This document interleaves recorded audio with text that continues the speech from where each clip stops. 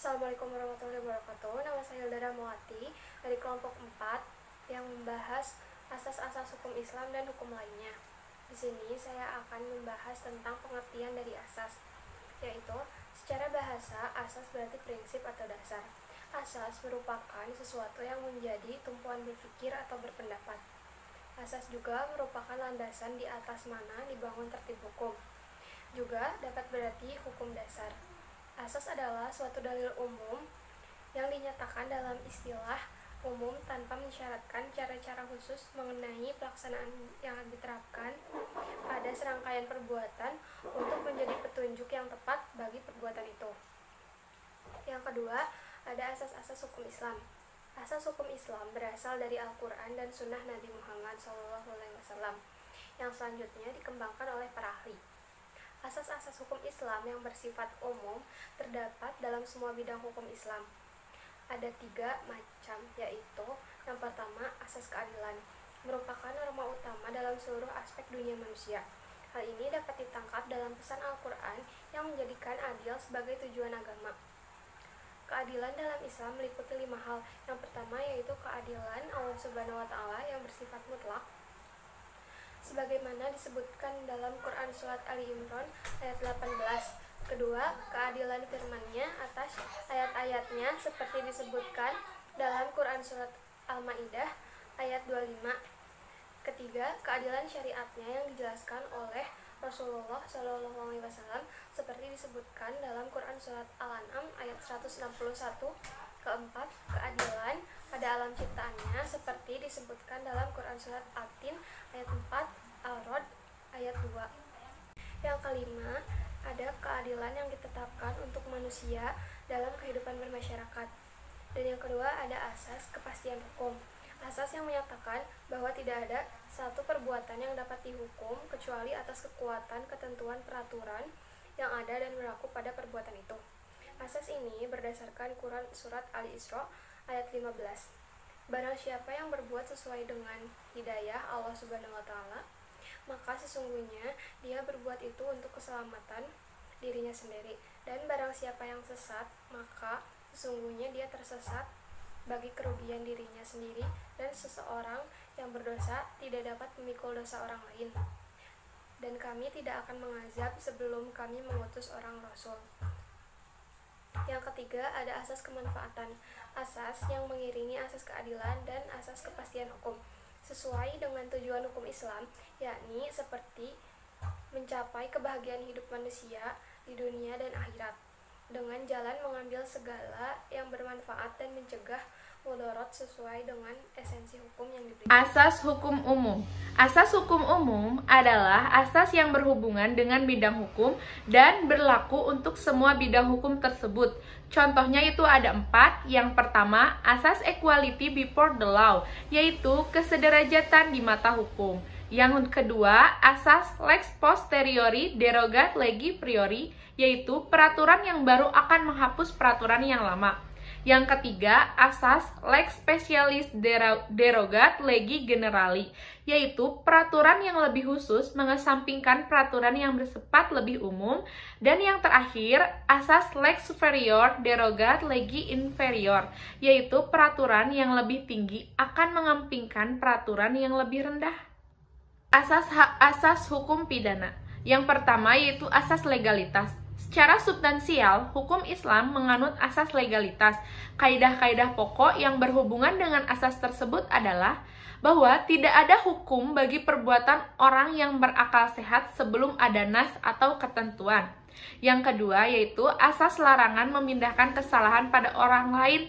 Asas ini berpedoman pada aturan hukum Islam bahwa hukuman dapat dijatuhkan hanya kepada orang yang melakukan tindak pidana dan orang lain ataupun kerabatnya tidak dapat menggantikan pidana pelaku tindak pidana.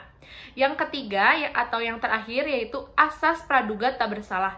Al-Quran telah memberikan isyarat atau dasar hukum terhadap asas praduga tak bersalah, seperti tercantum dalam surat Al-Isra 17 ayat 15. Yaitu asas-asas hukum perdata. Yang pertama yaitu ada asas kebolehan atau mubah. Asas ini menunjukkan kebolehan melakukan semua hubungan perdata sebagian dari hubungan muamalah, sepanjang hubungan itu tidak dilarang oleh Al-Quran dan hadis sunnah. Yang kedua itu ada asas kemaslahatan hidup, merupakan suatu yang mendatangkan kebaikan, berguna, berfaedah bagi kehidupan. Yang ketiga itu ada asas kebebasan dan kesukarelaan, yaitu mengandung makna bahwa setiap hubungan perdata harus dilakukan secara bebas dan secara sukarela. Yang keempat yaitu ada asas menolak mudarat, mengambil manfaat. Asas menolak mudarat, mengambil manfaat mengandung makna bahwa harus dihindari segala bentuk hubungan perdata yang mendatangkan kerugian dan mengembangkan hubungan perdata yang bermanfaat bagi diri sendiri dan masyarakat. Yaitu ada asas kebajikan, mengandung arti bahwa setiap hubungan perdata mendatangkan kebajikan atau kebaikan kepada kedua belah pihak dan pihak ketiga dalam masyarakat.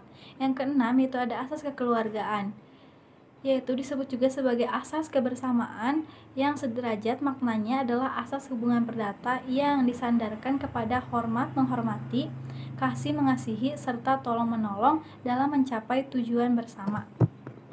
Kemudian yang ketujuh asas adil dan berimbang, mengandung makna bahwa perdata tidak boleh mengandung unsur-unsur penipuan, penindasan, pengambilan kesempatan pada waktu pihak lain sedang kesempitan. Kemudian yang ke-8 yaitu ada asas mendahulukan kewajiban dari hak, merupakan asas yang menitik beratkan pada kepentingan sosial. Yang ke-9 ada asas larangan merugikan diri sendiri dan orang lain, yaitu mengandung arti bahwa para pihak yang mengadakan hubungan perdata tidak boleh merugikan diri sendiri dan orang lain dalam hubungan perdatanya. Ke-10 yaitu ada asas kemampuan berbuat, yaitu mengandung arti bahwa asas kemampuan berbuat mendorong terwujudnya suatu masyarakat yang berlandaskan kejujuran, moralitas, kedermawanan, keadilan, dan kesetaraan. Yang ke-11 yaitu ada asas kebebasan berusaha, mengandung makna bahwa pada prinsipnya setiap orang bebas berusaha untuk menghasilkan sesuatu yang baik bagi dirinya dan keluarganya. Saya akan menjelaskan mengenai asas-asas hukum perkawinan. Yang pertama yaitu ada asas personality keislaman, yang kedua yaitu ada asas kesukarelaan. Menurut Muhammad Daud Ali, tidak hanya terdapat pada kedua calon mempelai, melainkan harus ada kesukarelaan pada kedua orang tua calon mempelai. Ketiga yaitu ada asas persetujuan, yang keempat ada asas kebebasan memilih pasangan, yang kelima ada asas kemitraan, yang keenam yaitu ada asas monogami terbuka, yang terakhir yaitu ada asas untuk selama-lamanya, artinya yaitu perkawinan untuk selama-lamanya. Yaitu asas-asas hukum kewarisan berdasarkan pemahaman ayat-ayat Al-Quran dan hadis Rasulullah SAW yang berkaitan dengan pelaksanaan kewarisan. Ada beberapa asas yang dijadikan dasar untuk menetapkan suatu keputusan hukum berkaitan dengan penyelesaian harta peninggalan, yaitu yang pertama ada asas integriti atau ketulusan. Artinya yaitu bahwa dalam melaksanakan hukum kewarisan dalam Islam diperlukan ketulusan hati untuk menaatinya karena terkait dengan aturan yang diyakini kebenarannya. Yang kedua yaitu ada asas ta'abbadi, yaitu penghambaan diri. Artinya melaksanakan pembagian secara hukum Islam adalah merupakan bagian dari pelaksanaan perintah atau ibadah kepada Allah Subhanahu wa taala.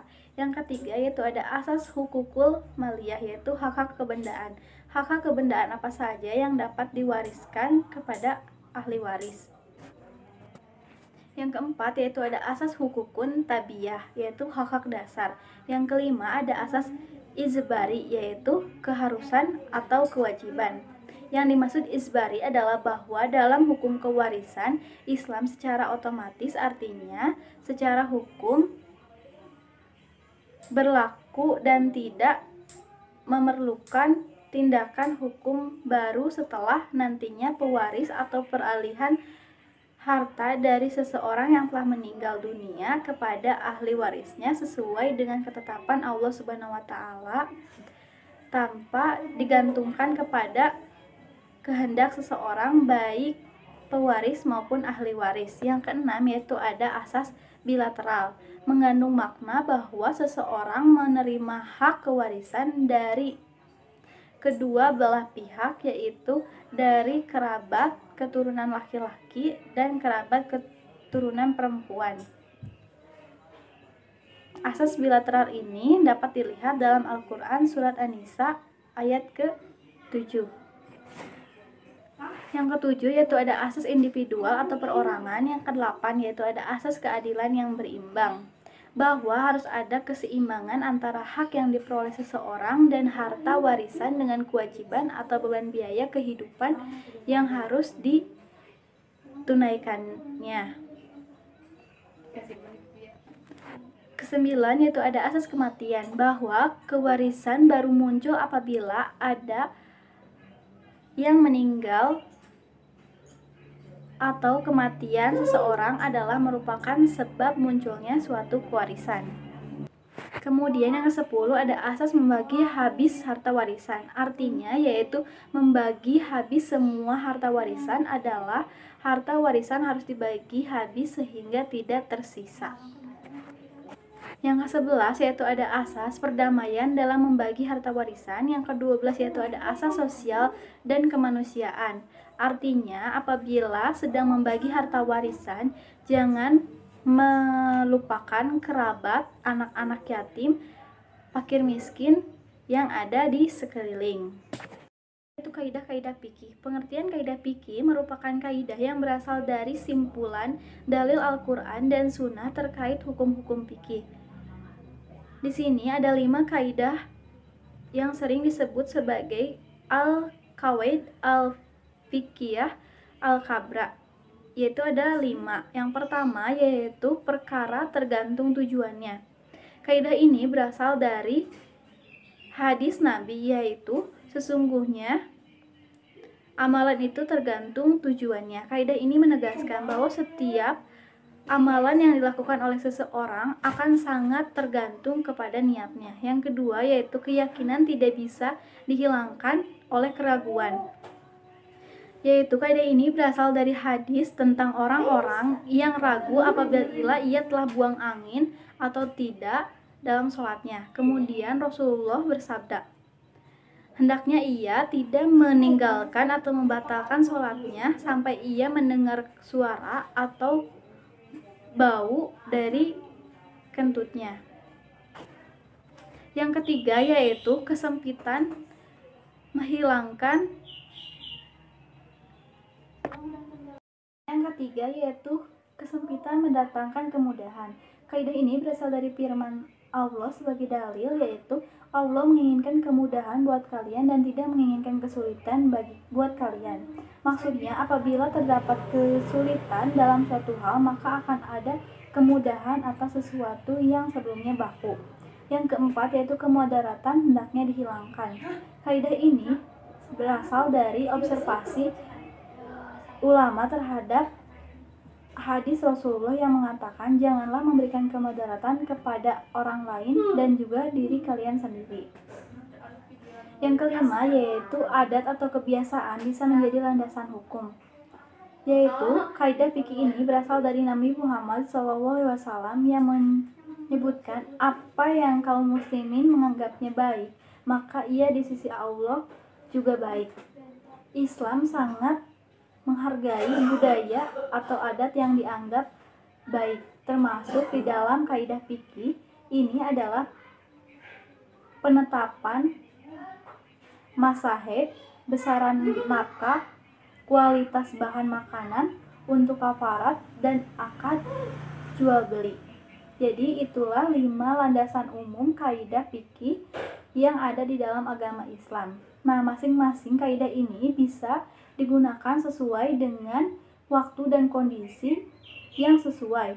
Dengan memahami kaidah fikih ini akan ada banyak manfaat yang didapat. Salah satunya adalah menjadi lebih mudah untuk menentukan hukum atau